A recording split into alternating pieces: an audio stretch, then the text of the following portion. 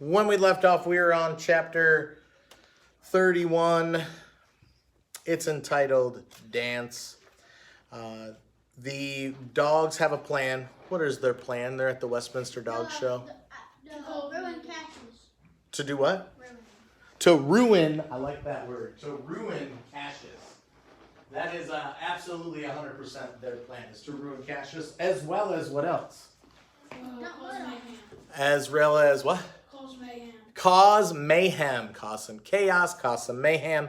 And when we left off, there was a helicopter, like a news helicopter, filming the Madison Square Garden dog show. And at the roof of the dog show, there's a big giant rhinoceros-looking dog. That'd be Tusk. He's the big brown one on your picture there. And they are next to, one of the dogs is taking dirt from the planters and pouring the dirt into the big giant water tower on top of Madison Square Garden. And dirt and water together make mud, and it happens to be up on the ceiling. Sabotage team, fall back, whispered Sam, running through the dog stalls moments before the humans returned from lunch. His happy saboteurs poked their heads up from their tasks. The show dog still napped, professional beauty being exhausting work. Boy, do I know that. Wee Willie spat out the electric shaver in his mouth. What's the matter? Get back into the clothes. We're suiting up. Bug trotted over to Sam, trying to keep up with him. We're not finished, Sam. Doesn't matter. Change of plans. Let's go. Go and do what? Said Bug, roaning behind. Sam and his team disappeared again into the dark corner where they had left Mrs. Nutbush's things. Then they started piling atop one another, each other below the clothes, putting the poor woman back together once again. Sam slipped the collar over his head, still connected to the leash that was tied to the empty sleeve and glove. Jeeves pulled himself into the bosom position, but stuck a foot into Fabio's ear, making the two-legged mutt jump and sending the lot of them tumbling to the floor in a furried heap. Come on!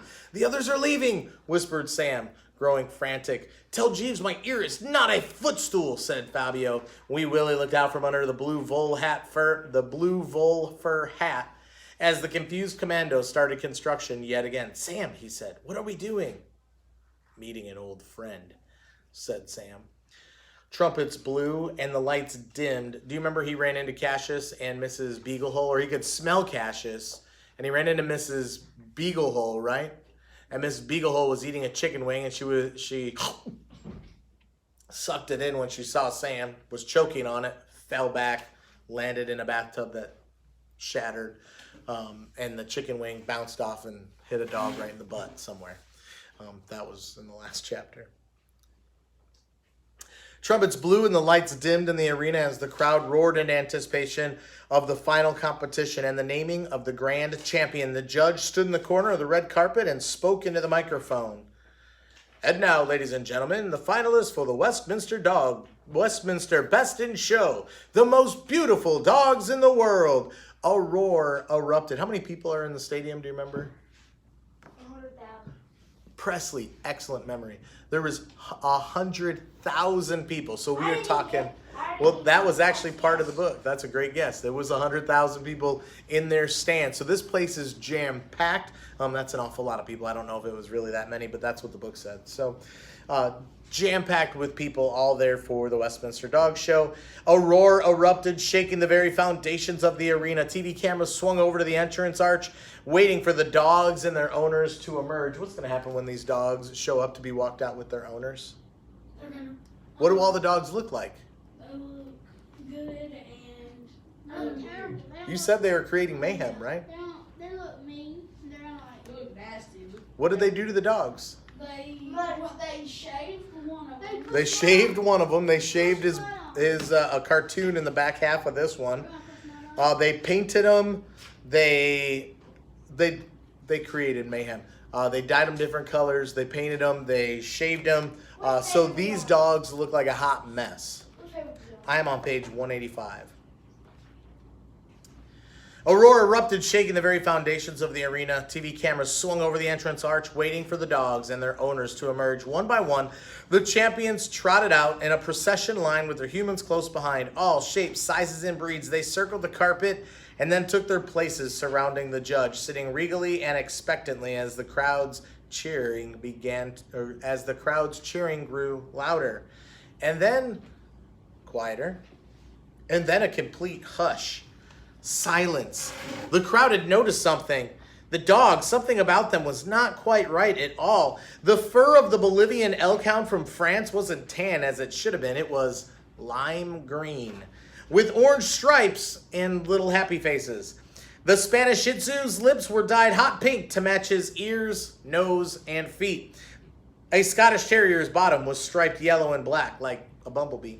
The flowing locks of Britain's favorite sheepdog were strung with beads, plastic army men, and Cheerios. Those of a collie were worked into rock-hard spikes with hair gel pointing in all directions, much like a congealed porcupine. A miniature poodle's back was shaved smoothly of kinky fur, except for the words, "I'm with the idiot holding the leash." The dogs, regional national champions and all, stared at each other in embarrassed silence. Someone high in the audience giggled, and then another, and another. The laughter then began to build and roll like a great wave approaching the beach, finally cresting in a thundering crescendo of screaming, howling hoots. The dog's owners looked around in horror at the bellowing mob. They'd found their dogs in this condition when they'd returned from lunch. They had no time to change anything. Their dogs were a laughing stock, except for one, a lone, magnificent poodle, Cassius. He sat perfect and unchanged and sublimely gorgeous, watching the others with disgust. The judge, standing in the middle of the red carpet, recovered from her shock and waved for the crowd to be quiet, which they did. Regaining her composure, the judge stiffened, raised her eyebrows, and pushed her glasses up her nose. And then she walked to Cassius, waved a single finger to the right. This was the command to begin his judging run, a trot down the short length of carpet and back for a final inspection for form, fur, line, and lineage. Cassius stood and led his human handler down and back. His head high, his back arched, his tail exactly at a 38-degree angle. The crowd hushed. This was a champion. This was the most beautiful French poodle in the world. As Cassius and his handler returned to his place at the edge of the carpet, the crowd began to applaud. Cassius beamed. This was going to be his day, the place where his whole life had been pointed. The judge moved toward him. She only had to extend a single index finger over his head, and he would be the world champion. High above everything, up on the roof. Oy. Madam and Tusk looked down through the skylight, waiting for the signal from Sam. The signal for Tusk to ram the south support for the 10,000-gallon water tank, causing it to fall forward and land at the edge of the skylight, dumping its now muddy contents through the portal, plummeting down the 150 feet to the red carpet below and onto the heads of the world's most celebrated show dogs sitting in it. "I can't see Sam," said Madam, scanning the arena. "Wait, there he is!" A side curtain at the edge of the show floor parted. The crowd suddenly went silent again. The judge, her hand beginning to move towards Cassius, looked up to see a late dachshund competitor moving toward the red carpet, pulling his slower human handler, swaying and stumbling behind him in a leopard skin coat, blue wool hat, and baby seal fur boots. The announcer cleared his throat, his voice booming over the loudspeaker.